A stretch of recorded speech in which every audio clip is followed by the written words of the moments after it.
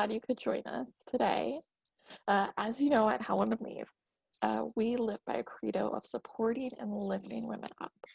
And so today, Joanna's going to help us with our fourth pillar of being unabashedly visible.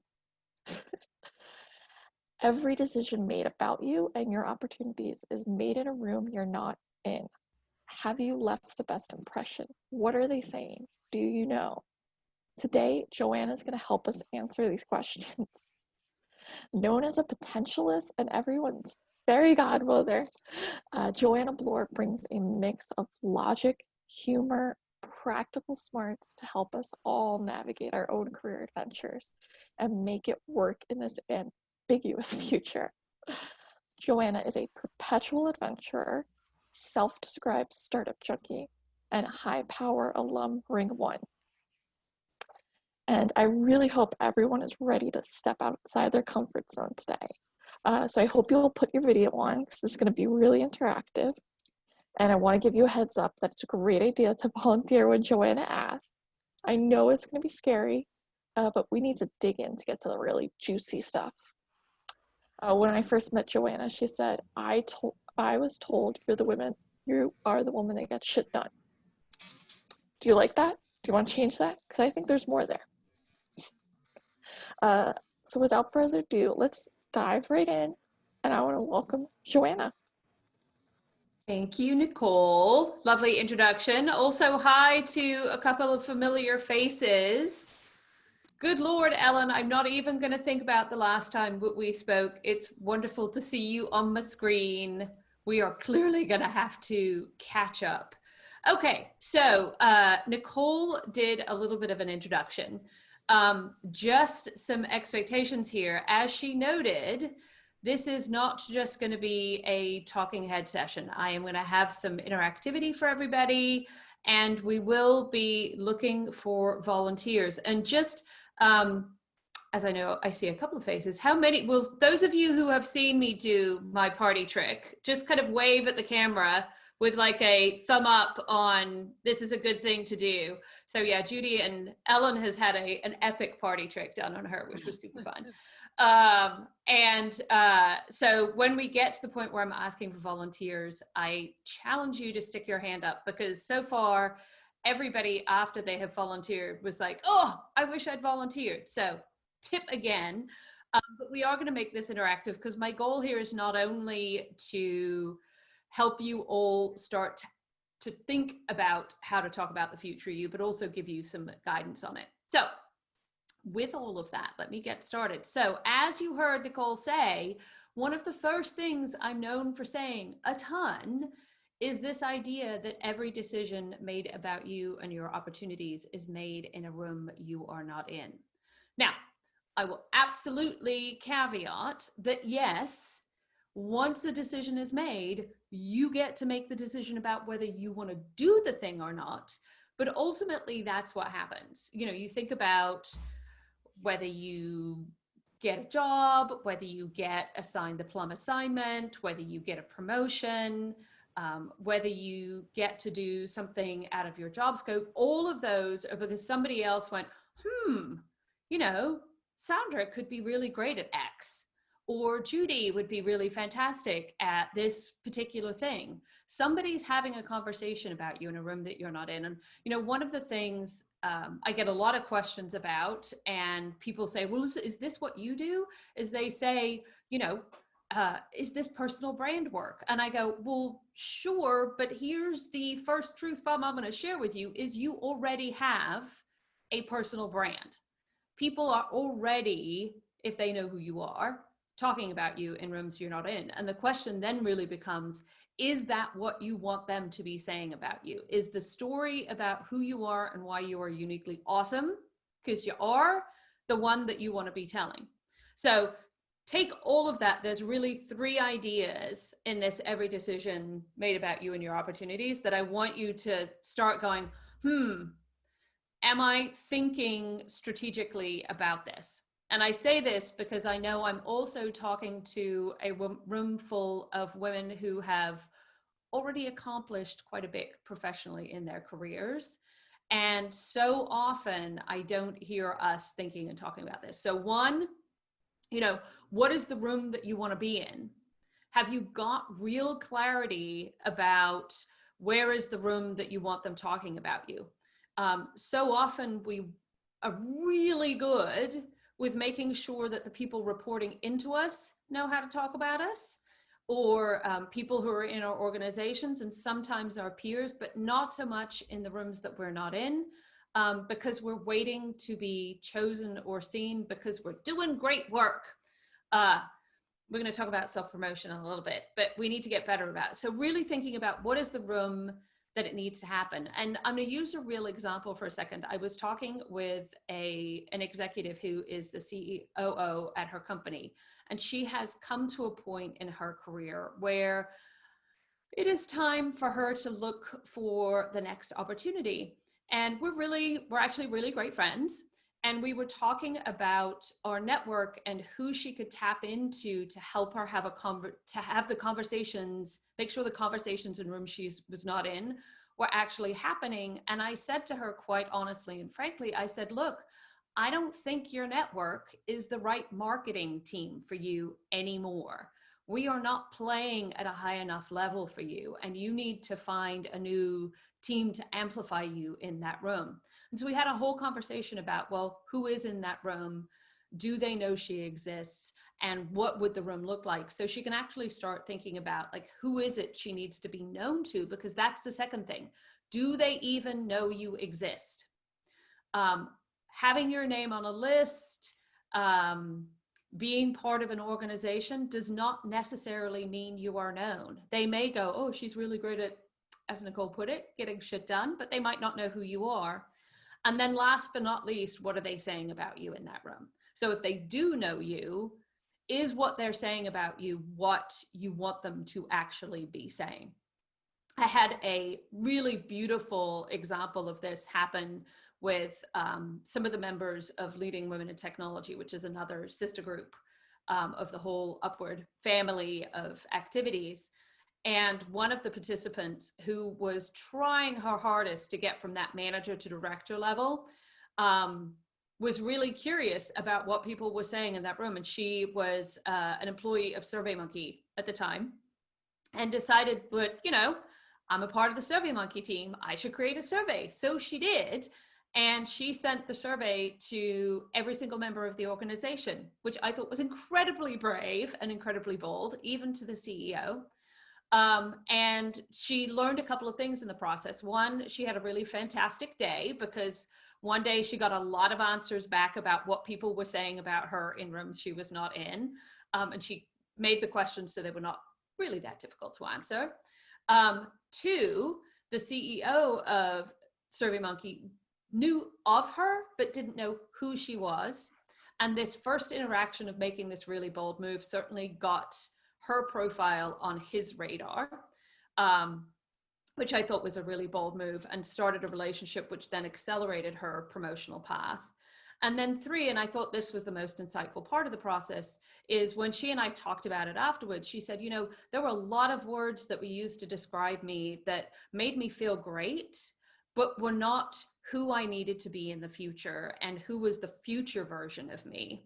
Because I'm known for being a great communicator and a great team player and for getting things done. And she goes, what I didn't see was strategic thinker, change maker, and all of the things that she wanted to be known for in her future career. And she goes, so it's my job to reteach my audience. And I was like, yay, you got it. That happens at every level within an organization. And it's easy to do when you're in that manager director. It becomes just as important, I think, if not more so, the more senior you get in an organization, because all of those things that are standard for everybody start to be a bit generic.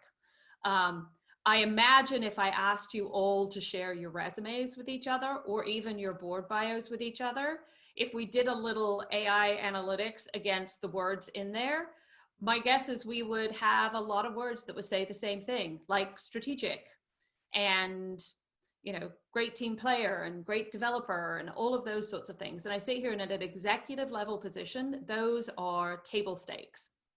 So that's the first thing. The second thing I want you to keep in mind is, to quote Mary Poppins, the winds have changed. We are in a new normal. For those of you who have hung around me at all, you will know that I have been jumping up and down like a maniac for, gosh, the last 4 or 5 years, talking about how there has been a shift, or there is a shift coming, when it comes to talking about people, talent, and this idea that in this modern working world, we buy and sell our time to each other. This is the product that we are selling to each other. And in this shift, both technology and business have shifted from a language of very mechanistic, linear, binary language of the past. Like if you think about business, business used just to be about bottom line economics. It isn't anymore. There's much more complexity to it. Technology used to be ones and zeros. We're now talking about quantum. The language and the thinking of both business and technology have shifted into a multidimensional world. The language and nomenclature of humans has not. How many of you, if I was to ask you, like whether you were introverted or extroverted, would pick one? We are all of the above, right? We're a little bit introverted, we're a little bit extroverted, and on various different levels of that. I look at something like the resume and I sit here and I go, there's not a person on the planet who says their resume really tells the story of who they are, because A, it's a complete story about your past and doesn't consider your future. And then B, all it is a bunch of keywords, of which you are far more interesting than that. And so this shift from kind of the industrial world of do you have the title, do you have the skill, has already happened. We then had obviously the pandemic come through, and not only has this shift, I think, accelerated, but what happened in January is it took the entire market of talent and shifted it from a seller's market to a buyer's market, which means that all of us have to take far more responsibility and ownership around how do we articulate our value and how do we talk about all of these sorts of things, while also understanding that the world that we are in is a double-sided marketplace. They choose you as much as you choose them. And for every single one of you, that's what I would want for you. You are at a level now and at an experience level where it should be, well, I mean, I think it should be for anybody, but it should be a double-sided marketplace, and you should be choosing each other. Because here's what I believe. The clearer you are about who you are, why that's awesome, and what it is you want, the easier it is for people to say yes. And it's that simple. So that's a really high level introduction to a lot of thinking. For those people who know me, they will know I could go on for another 20 minutes easily on this topic, but some high level ideas. So let us, I promised we were going to make this interactive, get into doing some play for just a second. So I would love you all to, and hang on, I did not prep this quite as well as I should do. There we go. Go to either on your phone or on your computer, whatever is easiest. Go to slido.com, SLIDO.com, and type in code 96582. Once you've got that going, just give us a little, either a hand raise in the chat or a little hand up, or just give us a thumbs up. Kylie, and Kylie, you want to wave at everybody? Is going to be watching for you all. And by the way, if you have any questions as we go along, feel free to ask her in the chat room. She will be monitoring and capturing all of those for us. Okay, so we have gone into the first one. Let me just activate this poll. Okay, teamwork. I would like you all to type in words, single words, that describe you. And yes, it is totally okay when you see a word that somebody else typed and go, oh yeah, me too. You can enter that one in. We are going to make ourselves a little word cloud here. See which one is the winning word today.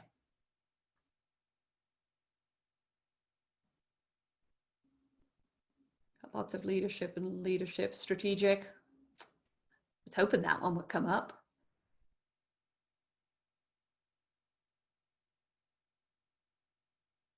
This is one of my favorite exercises to do with groups of people because these are always a little bit different.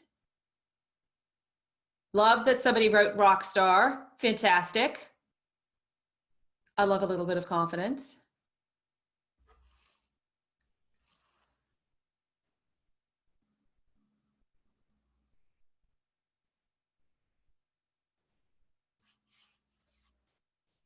If we see anything else come through.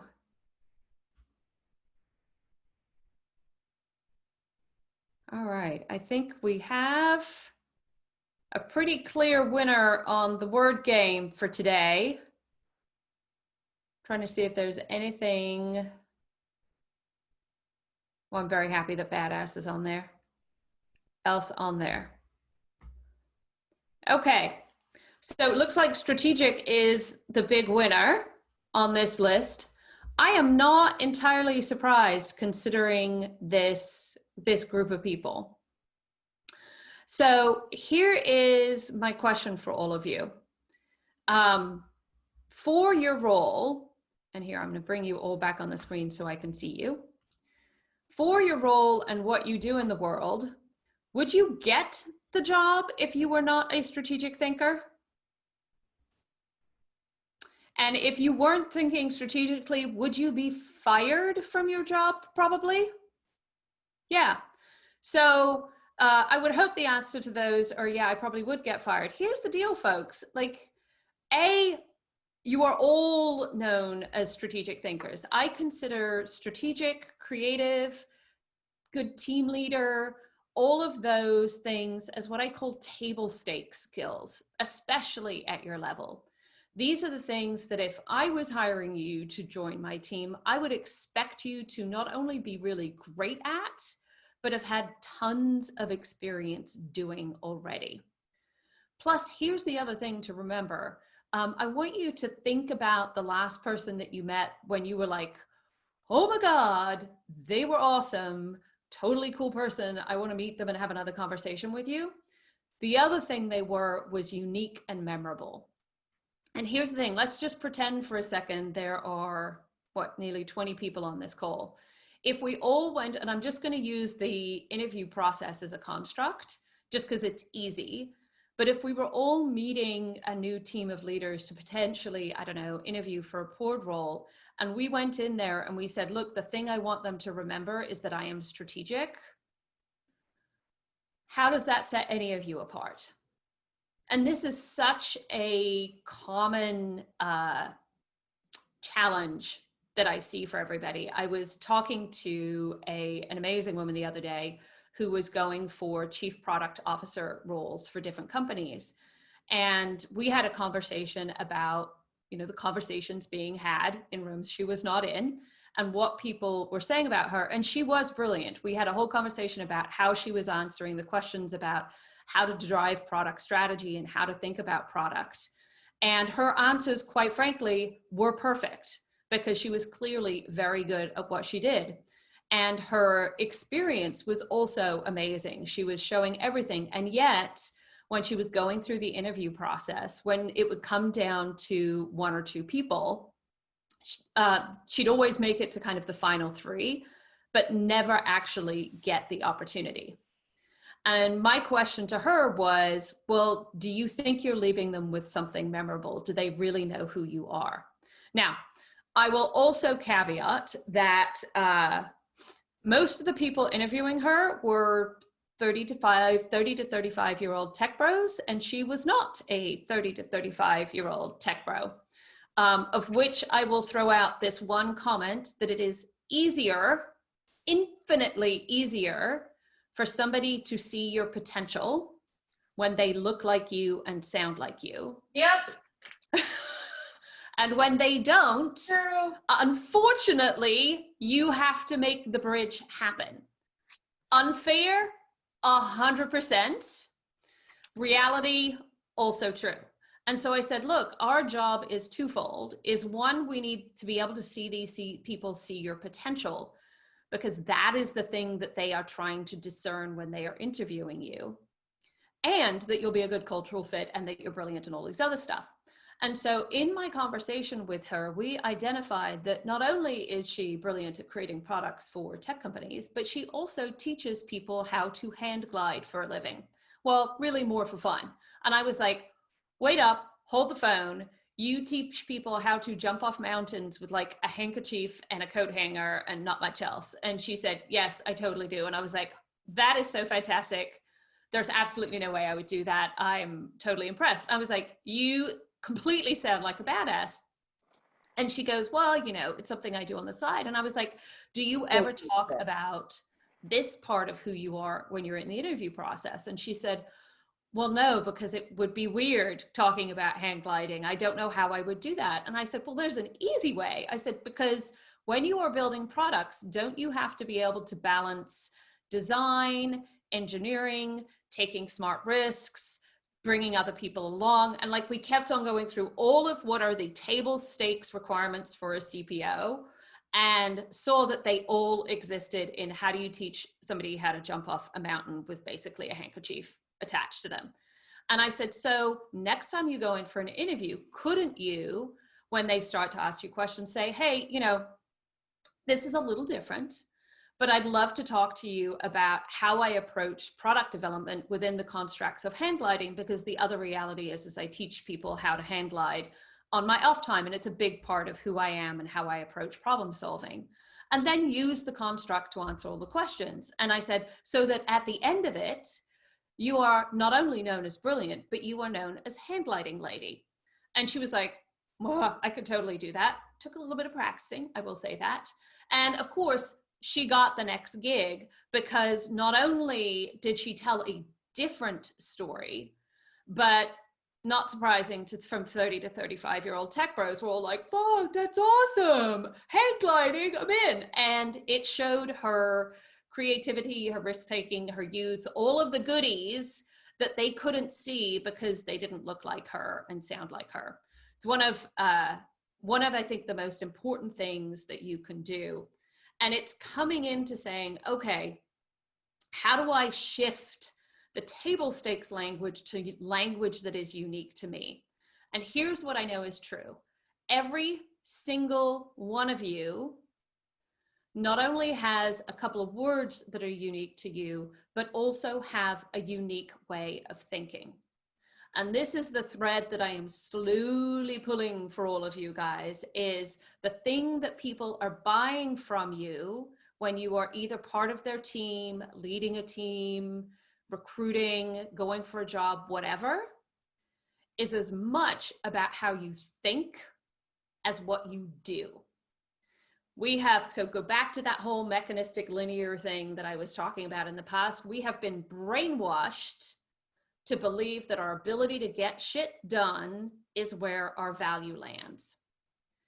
I have no doubt whatsoever, especially with this audience, that your value, your real value, is actually your ability to think in the future and act based on all of your experience in the past.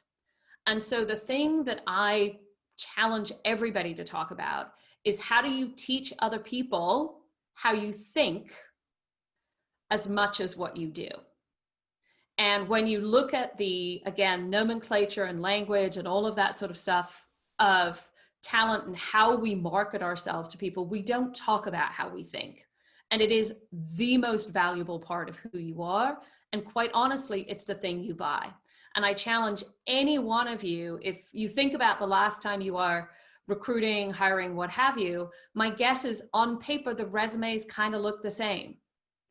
And the final decision was based on what was the potential you saw in this person? Did you recognize it? And could you see how they could be in the future? And it blows my mind that we don't talk about any of that sort of stuff. And it's not part of the standard operating procedure. I am working very hard on making that happen one by one.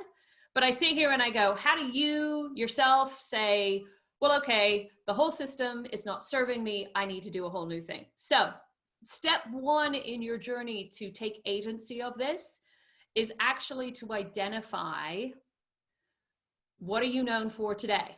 Because if you're thinking in the future as the product that people are buying from you, the first thing we do in any product marketing, if you go to your product marketing team, is actually, well, what is the product itself? And so actually going out and asking people, what are you, like, if you were going to describe me to somebody else, what would you say? What words do you use to describe me? What problems am I great at solving?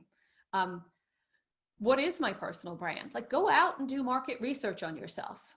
Now, yes, is that slightly terrifying and not something people are used to doing? Totally. But if you want to change something, you got to do the terrifying thing. And trust me, the more you do this, the easier it becomes. And the easier it becomes, the more natural to you it becomes. I will also challenge that the uber confident guys out there that I watch and see have absolutely no problem doing this at any time, because they are uber confident that they are fantastic already and are just looking for validation that they are right. You do have to, in this weird world, keep a balance of both that confidence and the curiosity about the future. Confidence tips over into not so awesomeness when you don't have the curiosity too, but I'm going to talk about that secondary. So one, identify what it is you're known for, and then sit there and say, is this the story I want told about me? And what is that story? Second step in that is then saying, okay, so my guess, and this has been true for everybody I've worked with, the story that they've been telling actually needs a bit of a shift, an update, a rebrand. Even with people who are sponsored with them, you then have to teach people. And it is teaching people. In a second, we've actually got a whole program that helps you do that specifically, but you have to go out and say, hey, I know you know that I was really great at X. I now want to consider myself really great at Y, and give people the language. There's a lovely, well, there's an enormous amount of data and research in the advertising world about the concepts of reach and frequency. Do I have any marketing people? I've got a lot of cameras off. I can't see you guys. A lot of marketing people. Any marketing people on the call? No? That's okay. We'll just do a quick marketing 101. So in the world of marketing, they use these concepts of reach and frequency to figure out how many times they need to show a new product to you so that you can remember it. It used to be in the 80s and 90s that you had to show a product to somebody roughly 7 times for them to remember it, which still seems like a lot. Today, because of digital advertising, most marketers will make sure that, and this is the frequency number, that you see a product anywhere up to 18 times. Because of the proliferation of information and things coming at us, we have to see it that often. This is why, folks, when you look at that fabulous pair of red shoes on whatever fabulous website you've gone to, they follow you around if you didn't purchase them for, like, it seems months, because they are trying to remind you about that product. For those of you, if you are still on Facebook, this is why you see the same ads over and over and over and over again. Because the first time you're like, yeah, whatever. The second time you're like, oh, I remember it. And it's that repetition that sticks in your brain. It's the same reason that if I asked you all to actually draw the golden arches for McDonald's, you'd probably be able to do so. You do a pretty good job with it. It's why we recognize Tiffany's blue. It's why if I played the Intel sound, you remember that too. There is value to going out and teaching people regularly. We actually, in our community here in Silicon Valley, have a poster child of this, which I keep testing this and it still seems to be true. I spend a lot of my time speaking to all sorts of audiences and lots of, well, both women and men, but I'd say this skews more to the women. And if I put a picture of Sheryl Sandberg up on this screen and say, what is she known for? The number one answer that always comes back is lean in first. It's Facebook second. Now, is that evolving at the moment? Yes, I think so. I think this whole path at the moment for Facebook is really fascinating, and I'm very curious to see how Cheryl's brand, because remember she has one, is going to evolve because of this, what is going on with everything to do with Facebook, and how has it adjusted where it is she wants to go. I also am well aware that after she built Lean In, she was like, oh, hang on a second, maybe that isn't the thing to say. And then let's look about the second brand that she tried to launch, which was, oh, and I almost did it myself, Option B, which I want to point out, no one can remember because we all think of Plan B because we've all been brainwashed to remember that one. And then when people say that, I go, no, that is a lady person drug. It's that hard, but you have to be that consistent. Now, does that mean you all need to go out and start a nonprofit and write a book and have a whole thing? If you want to, sure, but you don't have to, because you can absolutely slowly start to teach people who you are in a way that works for you. Because I also come back to, in the world of reach and frequency, and when you are learning to teach other people who you are and what you're all about, there's the reach element. And the reach element of reach and frequency is making sure you are getting in front of the right customers. And your reach size might be much smaller. It might be a really small group of people. And so this isn't about a whole process about how do I make myself famous, like Sheryl, unless that is what you want to do. It's actually about how do I make sure the people that I can be of most service to understand that I am there to give service to them. Okay.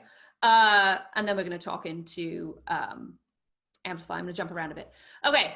So I'm going to stop shouting at you guys a little bit. And yes, I have barely scratched the surface here. And I would love to do my famous magic trick / show and tell. For those of you that know me, you are sadly already disqualified. I will catch you on a different day because part of the fun of this is I never know who I'm going to get. I would love to do a transformation on somebody on how do we shift you from strategic to somebody else. So who of you awesome people is willing to be brave and volunteer? Those of you who've had this done, I see like all of the people who've had it done have put their hand up. Like Heather, I see you've done it. Heather and I had one. Judy's had it. Ellen's, I said I had the epic one. And then Nicole. Have we got somebody who's volunteered, Kylie? Not yet, no. Sabrina, you should do it. I can do it. This is Allison. I was going to say it's a huge treat for whoever gets to do it. So I'm just going to give that Joanna plug. Like, you're going to regret not having raised your hand. I think Allison. We have a volunteer. Allison, you're amazing. Thank you. No problem. Okay. So I promise you will end up, and I love you in the sunshine. Don't we all actually think this whole working from home thing so humanizes all of us, unless of course you've got this nonsense behind you, which is, I will own, totally smoke and mirrors. Don't think we have a whole setup here. But anyway, back to you, Allison. Okay, so very nice to meet you. I'm very happy you're right in the middle of my screen so I can stare right at you. Okay, so we obviously have we met? Am I going to be really embarrassed? Okay, phew. Nope. I had that happen once on a call the other day. They were like, yeah, we've met before. And I'm like, oops, super sorry. Okay, so let's just pretend for a second we are post-COVID crazy. And we are out and about at a random professional networking event. Yeah, to actually say we're at a How Women Lead event, we've got a lovely glass of wine or whatever your cocktail of choice is. And we are networking, getting to know each other, which I assume you do as part of your role. Yeah? Right. So I'm also going to assume, because this is what happens at networking events, is we all have a sticker on us that tells people what our name is and usually our title. The same way we all have our names on our screens. And so I'm already going to know, Alison, that your name is Alison Tibbs. What I don't know right now is where do you work? So just to give me that,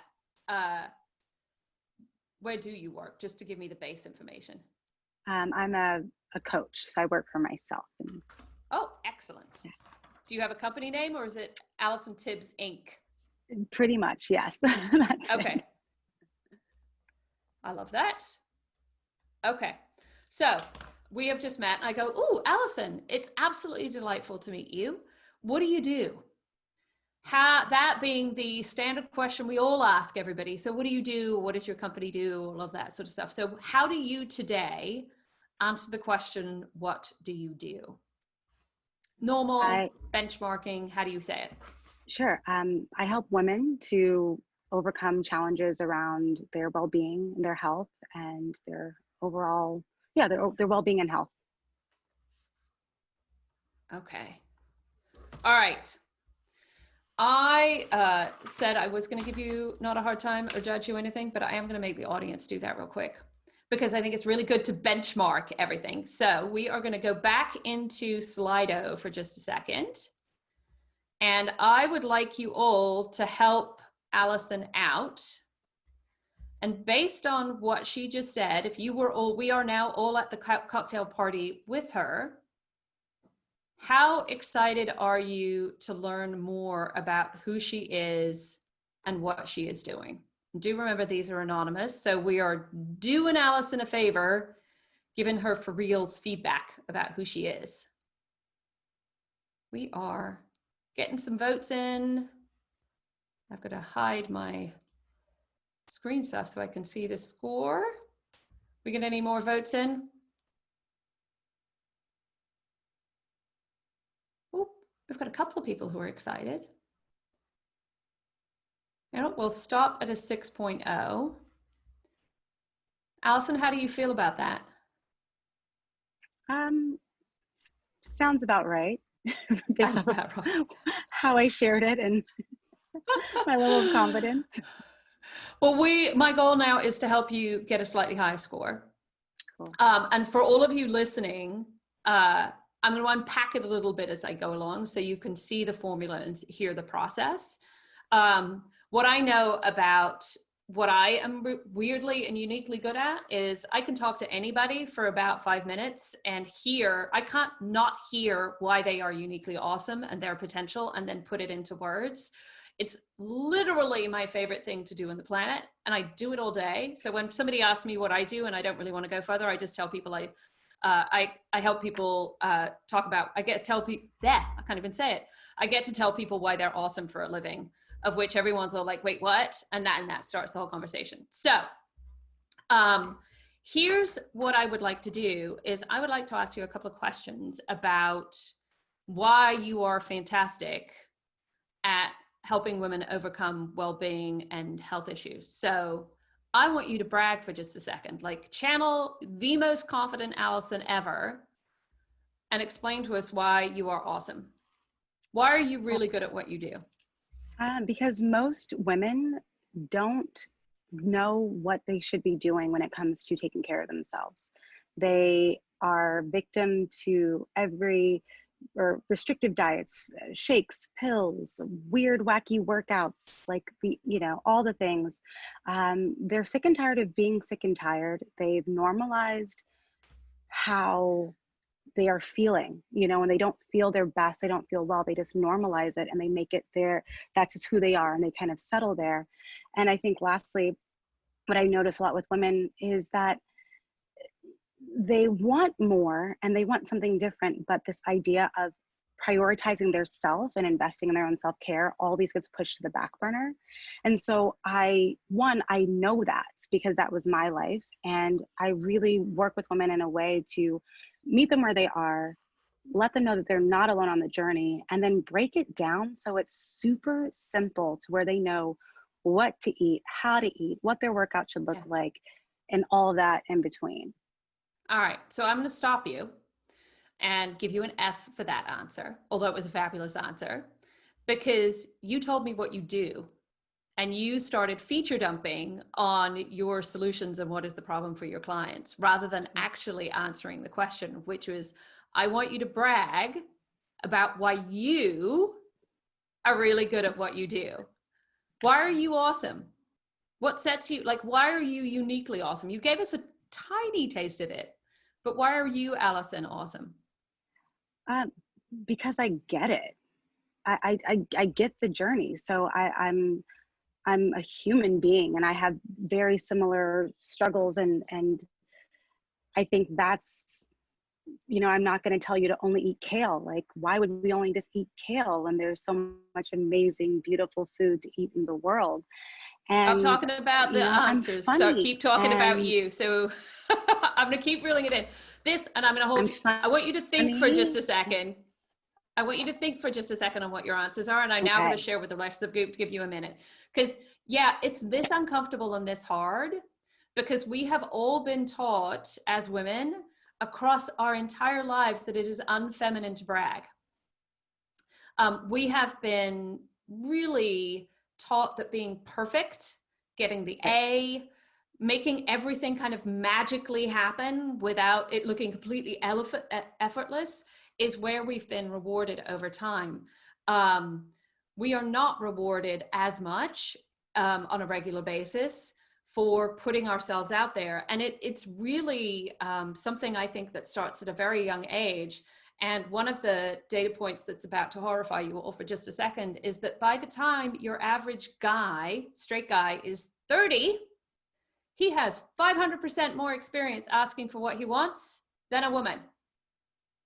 If you are LGBT, join us over on the women's side of the house, because you are on the same thing. Why? Because in the world, culturally, in the world of dating, men do the asking, which means they start practicing that at like 10, 11 years old and continue to practice that. Not only practice that, but get good at handling rejection and trying again, and and sometimes not to also awesome situations, but all of those sorts of things.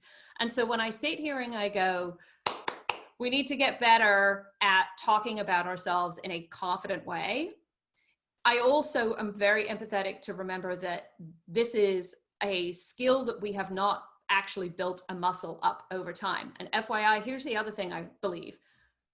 Unless you are hurting somebody else or doing something illegal, you are not broken. You just have a couple of strengths that you have to work a little harder at. This is one of them. The other piece is you think about who the people are where you've said, oh my God, I want to have to do stuff with this person, or I want to hang out with this person, what have you. What they have presented to you is a combination of two things. Is one, confidence in who they are and what they're all about. We buy confidence because we want to believe that they believe in themselves. And then two, excitedness and curiosity about the future. Now, does it need to show up in a bright, sparkly package like mine? No, but this is very authentic to me. This is how I roll, because I like to be the fairy godmother. But those two things have to exist, which do mean you need to explore it. Okay, Allison, I'm coming back to you. You're gonna have to unmute. So on the why Allison is awesome is that you get the struggle. What else? Right. I'm funny. I get it. I'm funny. I can see things in a different way than what most people tend to see. So I always have these like new solutions or these kind of creative ways to approach health and wellness. I'm going to hold you really accountable. Like, I truly believe in accountability. And so I'm not going to let people fall. I'm not going to let people slip through the cracks. I'm not going to, you know, make them feel alone on this journey. Like, we are in it together. So I love that relationship partnership whenever we go for a goal. It's really hard for me to let someone like rest on their laurels or beat themselves up or get in that negative headspace. Like, we don't have time for that. Like, we have enough people doing or hope, you know, we think they're doing that stuff. So why don't we just be our own big cheerleader? So constantly just trying to motivate, elevate, amplify, and just keep the ball rolling. Like, let's just make it fun. If it's not fun, we Yeah. shouldn't be doing it. Excellent. Okay. So you've given me enough to play with, but for all of you that were listening, how much more almost immediately are you bought into Allison and who she is, just based on what it is she just said? And all you just did there, and I told you to brag, I actually think you were still really humble. You humble bragged, which is nice, right? But you humble bragged. So how can you take, and I love that you pulled out your personality in there. You talked about humor and being fun, because it tells a story about who it is I am going to engage with. Because remember, we buy the person and then the idea.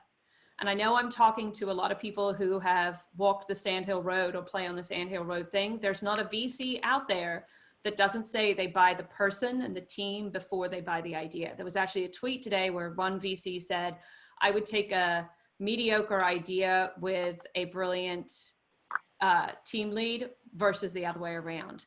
The same thing happens with everybody. So Allison, actually I have one question because I want to pull a thread a little bit. You talked about seeing things in a different way when it comes to your health and wellness. Why do you think that's important for people to know? I think it's important because I think the media tells us what we should do and think and feel when it comes to beauty, health, wellness. And so we subscribe to it. And it's not a one-size-fits-all situation at all. And I think that's one of the biggest myths that we've subscribed to. And I just don't believe that. Okay. So what you could say, and this is demo version of this, right, folks? So Allison, if we actually spent some quality time together, I'd actually dig a lot deeper on this and would go on a much richer teach. But you could say something to the effect of, when it comes to personal health and wellness, I believe that people are just sick and tired. And they're sick and tired because they've been given goals and strategies that expect a quick fix and are unattainable. And the reality is to own your health and wellness future. I think you have to bring both humor and individualization to the table, and do that in partnership with somebody, because when you are trying to change your life, a journey should never be alone. And so I bring those three things: a sense of fun, a really personalized approach, and then partnership that comes with it, to help people transition into a healthier mind and body for their future. How did that feel for you? All right, now let's give Allison some feedback. Based on the second introduction, how excited would you be to learn more from that one? Now you're scoring me too. Woohoo! 9s and 10s, we're doing pretty good. Not all the way. Oh, that's pretty good though. All right, we've gone from what, a 6.0 to a almost 8.89-ish. I'd say that is a significant improvement. I'm pretty excited about that. How about you, Allison? I'm excited about it. Awesome. I'm going to unpack a little bit of what I just did there, just to give you a preview into the secret sauce.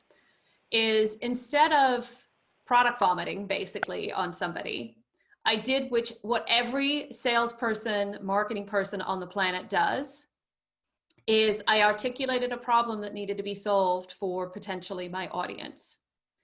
And I talked about why that problem and how that problem could be solved, and then talked about how Allison was particularly good at solving the problem. Because when you hear it, you go, I get that problem.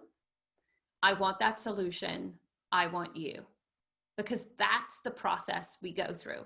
Now, does context matter? Do you need to shift it based on what is your situation? Obviously, Allison has her own business. And so when she's meeting some people at networking events, it's potentially to find a client. So is it specific to her business? Absolutely. Do you also need to have context for, in some situations, you are not always in cell mode? True.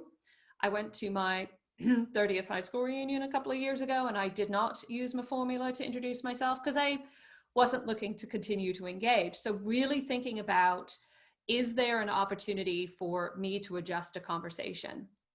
Now imagine, Allison, if you think about like what I want to challenge you to do is when you are going out and doing market research on you and saying like, what are people saying in the room? If they're not talking about your humor, your creative personalized approach, and your partnership approach, then you need to reteach them. Because here's the other thing that we often don't do for each other is, and I know a couple of people on this call, and I know how, like, big shout out. If this, by the way, you enjoyed all of this, me being on this call is directly because of Heather and her making the connections that Heather is really great at doing, and saying to Julie, get Joanna on a call, who then told Nicole, get Joanna on a call, and magic that. It's how it happened for me too. So thank you, Heather. But it's because I've really worked hard to explain to Heather who I am and what I do. And Heather, I think we met when I was still an ad tech executive. I think so. I think so. It's, you know, it's like hard to remember when we met because you're like, I've known you, I feel like, because I know you so well. Yeah. Yeah. But even then we had to go through a whole teach thing to do that. So it's really important to teach your network because you never know who might actually help you along the way. Okay. I'm going to jump ahead a little bit. Welcome to how I run sessions, because I like to listen to the audience and what it is they want. So I do want to leave a little time at the end for Q&A and information, but what we are specifically here to do, and let me just pull this up for you guys, is one of the things that Julie and Nicole and I all talked about was we have let me bring this up, and it's not coming up. If you are interested, we are going to be running a unique workshop for members of the How Women Lead community. And this workshop has been built and is literally built balancing the idea that time is your most important asset. And so how do you start to identify, articulate, and then teach other people why you are uniquely awesome, and how do you go through that process? That how do we do that without taking too much of your time up? And so we have the How Women Lead Group Value Experience, which is an 8-week experience, which is going to start on July 3rd.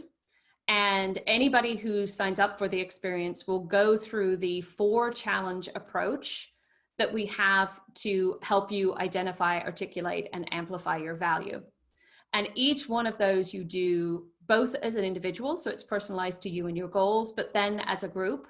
And each challenge also includes a 30-minute live kind of group coaching, accountability, check-in with Joanna call on the Thursdays at noon. And for those of you that are like, wait, I am not catching all of this, I've got to write it down, Kylie's going to drop the group page into the chat. We'll also be sending to all of you at the end of it.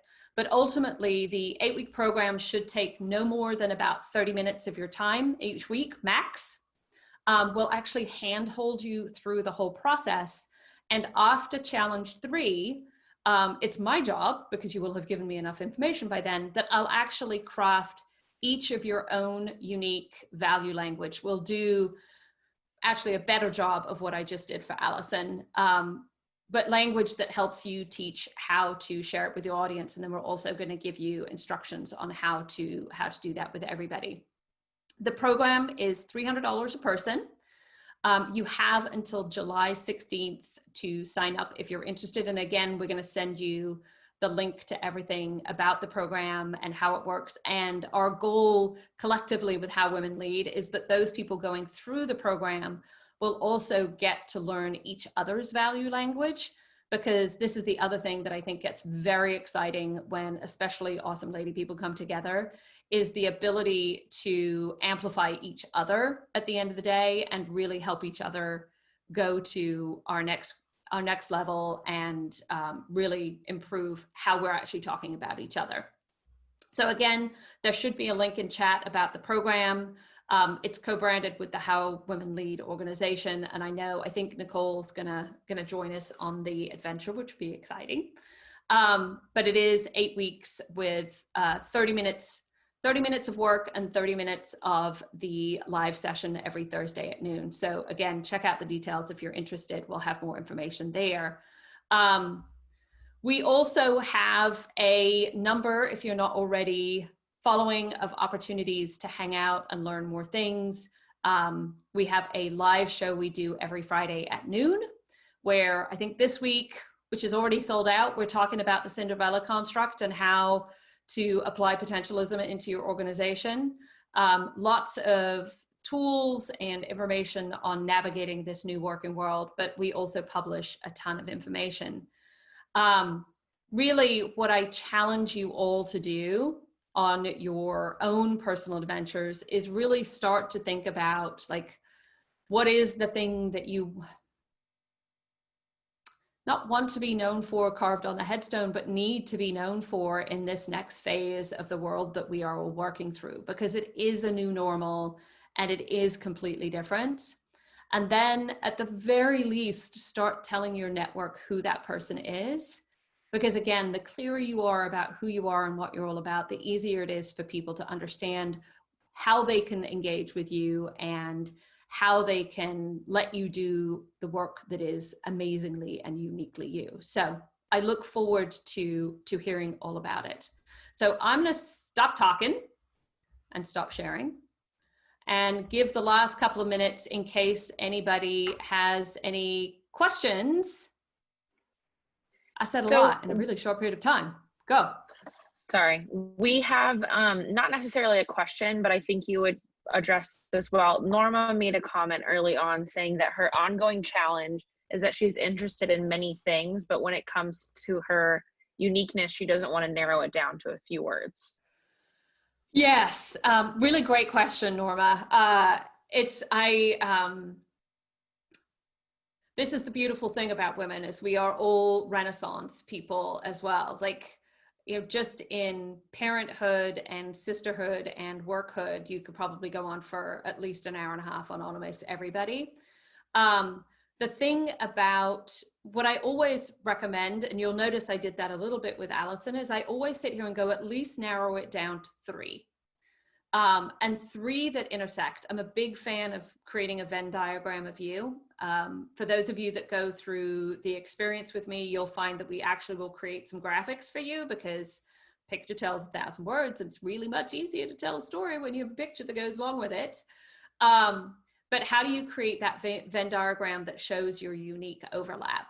You know, my unique overlap, as an example, is I have always wanted to be Bette Midler, hence the sequence, and I own her in a big way. I always like to think I am the much cooler, younger, more beautiful Tony Robbins. And I'm also a super nerd.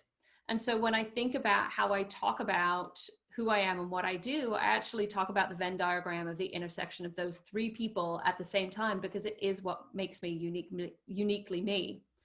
Add more than 3 things and people stop remembering, because you're actually trying to impact that curve of remembrance more than being known for lots and lots of things. And the more broad, the harder it is for you to remember. Now, that said, again, you could probably come to, I'm sure I'm going to talk about it to one of the shows.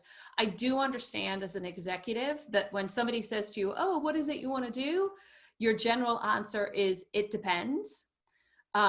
Because it does depend on the situation, and really thinking about what is the context and narrowing your audience and situation to make the it depends a little clearer is an important thing to do. And again, these are the sorts of things that we talk about when you are going through the program, and how to, in a world where you could be working for anywhere from a super startup all the way through to a, you know, multi-billion-dollar company, the who you are in an organization might be different, and what they need might be different, and all of that. And how do you think about still staying true to yourself, but also being adaptable within those different constructs? Kylie, do we have anybody else? No, it doesn't look like we have any other questions in the chat. Awesome.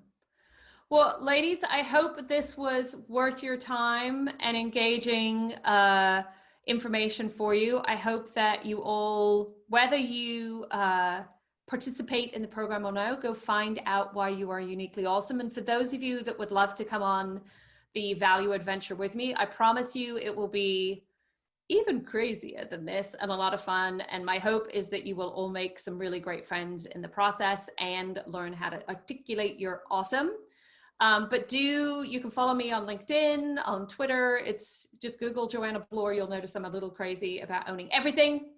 And otherwise, go have an awesome day and enjoy shelter in place. So thank you. Thank you.